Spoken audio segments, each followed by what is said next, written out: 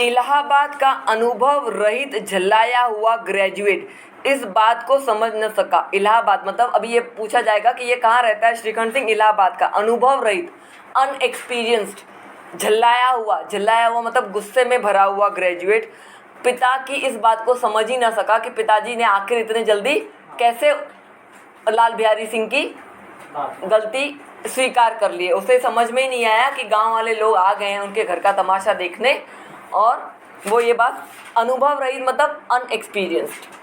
उसे debating club में अपनी बात पर अड़े रहने की आदत थी। डिबेटिंग क्लब मतलब डिबेट्स होते हैं ना, उसमें हमेशा ही वो अपनी बात पर अड़े रहता था, तो यहाँ पर भी वो अड़ा रहा। इन हथकंडों की उसे क्या खबर। इन हथकंडों की मतलब उसके पिताजी किस तरह से बातें कर रहे हैं और क्यों ये बातें कर रहे हैं। हथकंडे मतलब क्यों ये शब्द, ऐसा सारा जो बात कर रहे हैं वो क्यों कर रहे हैं उसे समझ में नहीं आया। बाप ने जिस मतलब से बात पलटी थी, मतलब पिताजी ने क्यों बात पलट दी, why he has change the topic, उसको ये समझ में नहीं आया। वह उसकी समझ में न आई। बोला, मैं लाल बिहारी के साथ अब इस घर में नहीं रह सकता। अब पिताजी जो है उसे शांत करना चाह रहे हैं, गांव वालों के सामने अपनी इज्जत बनाए रखना चाह रहे हैं, लेकिन श्रीखंड सिंह जो है वो अनुभव रहित है, वो गुस्से में है। वैसे भी डिबेट क्लब्स में, डिबेट कंपटीशन, डिबेट में हमेशा वो अपनी बात पर अड़े रहता था। अब वो अड़ गया कि अब लाल बिहारी के साथ मैं इस घर में नहीं रह सकता। बेनी बाधव सिंह ने पुचकारा मतलब बड़े प्यार से उसे कहा, बेटा बुद्धिमान लोग मूर्खों की बात पर ध्यान नहीं देते।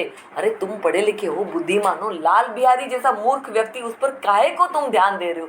छोड़ो, वह बेसमझ लड़का है, उससे कुछ भूल हुई, तुम बड़े होकर क्षमा कर दो।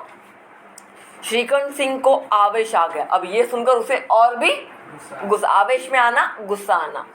बोले, उसकी इस दुष्टता को मैं कदापि नहीं सह सकता, मतलब उसकी इस क्रूएल्टी को, उसने जो बुरा व्यवहार किया है मेरी पत्नी के साथ, उसे मैं कभी भी टॉलरेट नहीं कर सकता। या तो वह इस घर में रहेगा या मैं ही। आपको यदि वह अधिक प्यारा है तो मुझे विदा कीजिए। मतलब पिताजी से साफ शब्दों में कह रहे हैं श्रीखंड सिंह, अगर आपको आपका छोटा बेटा ज़्यादा पसंद है तो मैं इस घर से जाऊंगा, मुझे यहाँ से टाटा बाय बाय कीजिए। मैं अपना भार संभाल लूँगा। मतलब अपना भार संभालना मतलब मैं इतना काबिल हूँ कि मैं अपना और अपनी पत्नी का पेट पाल सकता हूँ, अलग रहकर गुजारा कर सकता हूँ। यदि मुझे रखना चाहते हैं तो उससे कहिए जहाँ चाहे चला जाए, बस यह मेरा अंतिम निश्चय है। This is my final decision. उसे, अगर आप चाहते हैं कि मैं इस घर में रहूं तो उसे इस घर से जाना होगा। लाल बिहारी दरवाजे की चौखट पर चुपचाप खड़ा बड़े भाई की बातें सुन रहा था। अब जो लाल बिहारी है उसे नहीं मालूम था कि मेरा भाई इतना गुस्से में आ जाएगा कि मुझे इस घर से निकलने को कहेगा और वो मेरे लिए ऐसा कहेगा कि मैं इसका भाई ही नहीं हूँ। अब उसे अपनी गलती का रियलाइजेशन होता है, उसे बड़ी ग्लानि होती है, उसे बड़ा पश्चाताप होता है, उसे बड़ा बुरा लगता है। वह श्रीखंड के सामने चारपाई पर बैठ जाए, हुक्का पी ले। मतलब वो इतनी रिस्पेक्ट करता था अपने भाई की। अब यहाँ पे बताया गया है कि वो अपने भाई को कितना प्यार करता था और वो उसकी कितनी इज्जत करता था। जब उसका बड़ा भाई दफ्तर से घर आता था या उसके सामने भी आता था ना, ये अगर चारपाई पर बैठे ना तो एकदम से उठ जाता था, जैसे बड़ों को सम्मान देते हैं। वो अपने पिता को भी इतना सम्मान नहीं देता था जितना अपने बड़े भाई को सम्मान देता था। कौन? लाल बिहारी सिंह। वह श्रीखंड सिंह के सामने चारपाई पर बैठ जाए, हुक्का पी ले या पान खा ले, ऐसा कभी नहीं हो सकता था, क्योंकि वो अपने बड़े भाई को बहुत ज़्यादा रिस्पेक्ट करता था, उसका आदर सम्मान करता था। बाप का भी वह लिहाज न करता था, मतलब उनको भी वो इतना इज्जत नहीं देता था जितनी बड़े भाई का। श्रीखंड का भी उस पर हार्दिक स्नेह था। मतलब श्रीखंड सिंह भी अपने छोटे भाई को बहुत ज़्यादा लाड करते थे, एक्चुअली में बहुत उसे प्यार करते थे। अपने होश में उन्होंने कभी उसे घुड़का तक नहीं था। मतलब उसे कभी याद नहीं श्रीखंड सिंह को कि उसने अपने छोटे भाई को कभी गुस्सा तक किया हो, घुड़का तक न था, मतलब जोर से गुस्से से उससे बात भी की हो। जब वह इलाहाबाद से आते तो उसके लिए कोई ना कोई वस्तु अवश्य लाते। मतलब जब भी वो इलाहाबाद से नौकरी से वापस आता तो अपने भाई के लिए कुछ न कुछ लेकर आता। मुकद्दर की जोड़ी उन्होंने ही बनवा दी थी। मुकद्दर मतलब वो जो रेसलिंग के लिए वो ऐसा वो बड़ा सा वो नहीं उठाते हैं ऐसे वुडन, वो लकड़ा टाइप होता है वो, उसकी जोड़ी, क्योंकि लाल बिहारी सिंह ने कुश्ती जीती थी पिछले साल। जब उसने अपने से ड्योढ़े जवान को, मतलब 1.5 गुना, ड्योढ़े जवान मतलब अपने से 1.5 टाइम ज़्यादा हेल्दी इंसान से रेसलिंग की थी। जवान को नाग पंचमी के दिन दंगल में पछाड़ दिया, दंगल रेसलिंग में उसे पछाड़ देना, हरा देना। तो उन्होंने पुलकित होकर, किसने, श्रीकंठ सिंह ने खुशी से पुलकित होकर अखाड़े में जाकर उसे गले से लगा दिया था। मतलब वो इतना खुश हुआ कि अपने भाई को अखाड़े में, जो रेसलिंग जो रिंग थी उसमें जाकर उसे उठा लिया और 5 रुपए के पैसे लुटाए थे। ऐसे नहीं कि ऐसे ऐसे पैसे फेंकते हैं, तो उस ज़माने में 5 रुपये बड़ी बात होती थी। तो उसने अपने भाई की खुशी के लिए पूरे वो रेसलिंग रिंग में जाकर उसे उठाकर ऐसे पैसे लुटाए थे। मतलब वो अपने छोटे भाई से बहुत ज़्यादा स्नेह करता था। ऐसे भाई के मुंह से आज ऐसी हृदय विदारक बात सुनकर लाल बिहारी को बड़ी ग्लानि हुई। मतलब अपने गिल्ट महसूस हुआ, ग्लानि, गिल्ट। अपना बड़ा भाई, उसका बड़ा भाई जो उसे इतना ज़्यादा प्यार करता है, आज वो अपने छोटे भाई की शक्ल देखना नहीं चाहता, उसके साथ रहना नहीं चाहता। ये सुनकर लाल बिहारी सिंह को बड़ा ही दुख, उसके हृदय को बड़ी ही चोट पहुंची, हार्ट कोई बड़ा ही धक्का लगा। वह फूट फूट कर रोने लगा। मतलब बहुत ज़्यादा उसे फूट फूट कर रोना आ रहा था, उसे रोना आ गया क्योंकि उसे पश्चाताप तो हो रहा था।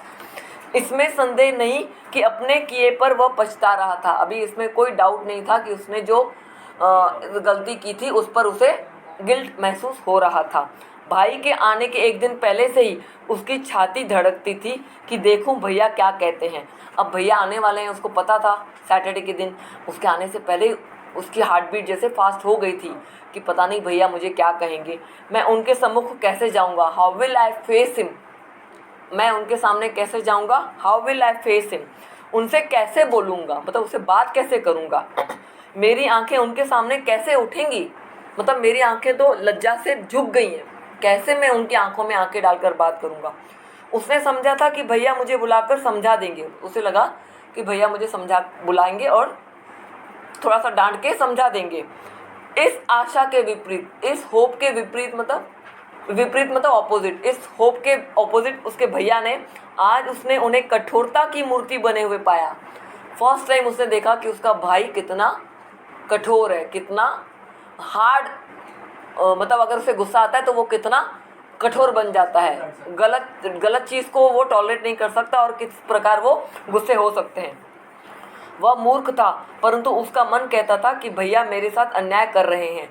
वह मूर्ख था, उसे लगा कि उसका भाई उसके साथ इनजस्टिस कर रहा है। यदि श्रीकंठ सिंह उसे अकेले में बुलाकर 2-4 कड़ी बातें कह देते, अभी उसे लगा कि अकेले में मेरा भाई मुझे बुलाकर 2-4 कड़ी बातें कर लेते, इतना ही नहीं 2-4 तमाचे भी मार लेते। अगर वो मुझे अकेले में बुलाता, मुझे 2-4 थप्पड़े लगा देता तो भी मैं सह लेता, कदाचित उसे इतना दुख न होता।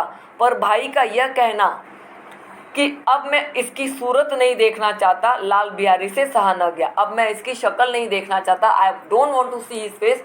ये उसके दिल को बहुत ज़्यादा ठेस पहुंचा देने वाली बात श्रीकंठ सिंह ने कही थी। उसे लगा कि श्रीकंठ सिंह मुझे बुलाकर मुझे 2 थप्पड़े मार दे, मुझे गुस्सा करे, कुछ भी कहे, लेकिन वो मेरी शक्ल नहीं देखना चाहता, मतलब मुझसे अलग रहना चाहता है। ये बात उससे सही न गई। लाल बिहारी से सहा न गया।